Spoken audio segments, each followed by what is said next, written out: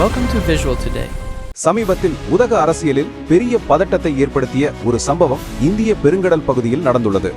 குறிப்பாக United states மற்றும் Iran இடையிலான பதற்றம் தொடர்ந்து அதிகரித்துக் கொண்டிருக்கிறது.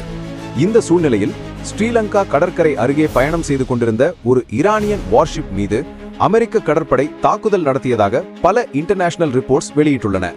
அந்த கப்பல் இந்தியாவில் நடந்த ஒரு நேவல் எக்ஸிபிஷனில் கலந்து கொண்டு ஈரானுக்கு திரும்பிக் கொண்டிருந்ததாக கூறப்படுகிறது. இந்த கப்பல் இந்தியன் ஓஷன் வழியாக பயணம் செய்து கொண்டிருந்த போது திடீரென அட்டாக் நடந்ததாக தகவல்கள் வெளியாகியுள்ளன.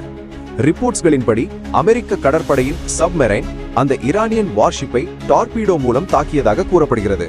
இந்த தாக்குதலுக்கு பிறகு அந்த கப்பல் கடலில் மூழ்கியதாகவும் தகவல்கள் தெரிவிக்கின்றன. இந்த சம்பவத்தில் இருந்த பல ஈரானியன் செயிலர்ஸ் உயிரிழந்ததாகவும் சில ரிப்போர்ட்ஸ் கூறுகின்றன. அதே நேரத்தில் சிலர் மட்டும் உயிர் தப்பியதாகவும் தகவல்கள் வெளியாகியுள்ளன. இந்த சம்பவம் நடந்ததும் உடனடியாக ஸ்ரீலங்கன் நேவி ரெஸ்கியூ ஆபரேஷன் தொடங்கியது. கடலில் உயிர் தப்பியிருந்த ஈரானியன் செயிலர்ஸை மீட்டு ஸ்ரீலங்கா கரைக்கு கொண்டு வரப்பட்டது. பின்னர் அவர்களுக்கு மருத்துவ சிகிச்சை வழங்கப்பட்டதாகவும் ரிப்போர்ட்ஸ் தெரிவிக்கின்றன. இந்த சம்பவத்துடன் தொடர்பாக இன்னொரு முக்கியமான தகவலும் வெளியாகியுள்ளது.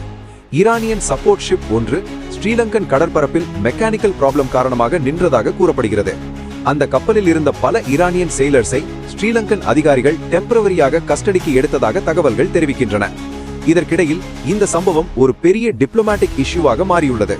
ரிப்போர்ட்ஸ்களின்படி யுனைடெட் ஸ்டேட்ஸ் ஸ்ரீலங்கன் அரசாங்கத்திடம் அந்த ஈரானியன் செயிலர்ஸை ஈரானுக்கு திரும்ப அனுப்ப வேண்டாம் என்று கேட்டதாக தகவல்கள் வெளியாகியுள்ளன. இதனால் ஸ்ரீலங்கா, யுனைடெட் ஸ்டேட்ஸ் மற்றும் ஈரான் இடையே புதிய அரசியல் அழுத்தம் உருவாகியுள்ளதாக அனலிஸ்ட் கூறுகின்றனர். இந்த சம்பவத்தின் பின்னணி என்னவென்றால், மிடில் ஈஸ்ட் பகுதியில் இஸ்ரேல் மற்றும் ஈரான் இடையிலான பதற்றம் கடந்த சில வாரங்களாக அதிகரித்து வருகிறது. இந்த கான்ஃபிளிக்டில் யுனைடெட் ஸ்டேட்ஸ் இன்வால்வ்மெண்ட் அதிகரித்ததால் உலக நாடுகள் கவனமாக இந்த நிலையை பார்த்துக் கொண்டிருக்கின்றன. எக்ஸ்பர்ட்ஸ் கூறுவதன்படி இந்த சம்பவம் இந்தியன் ஓஷன் பகுதியில் நடந்ததால் ஷிப்பிங் ரூட்ஸ், இன்டர்நேஷனல் ட்ரேட் மற்றும் குளோபல் ஆயில் டிரான்ஸ்போர்ட் மீது கூட தாக்கம் இருக்கலாம் என்று எச்சரிக்கப்படுகிறது. அதனால் இந்த கான்ஃபிளிக்ட் அடுத்த சில நாட்களில் எப்படி மாறும் என்பதை உலக நாடுகள் கவனமாக பார்த்துக் கொண்டிருக்கின்றன. இது போன்ற உலகில் நடக்கும் முக்கியமான நிகழ்வுகளை உடனுக்குடன் தெரிந்து கொள்ள விஷுவல் டுடே சேனலை சப்ஸ்கிரைப் செய்யுங்கள். மேலும் இந்த செய்தி குறித்து உங்கள் கருத்துகள் என்ன என்பதை கமெண்டில் பகிர்ந்து கொள்ளுங்கள். இந்த வீடியோ பிடித்திருந்தால் லைக் செய்யுங்கள்.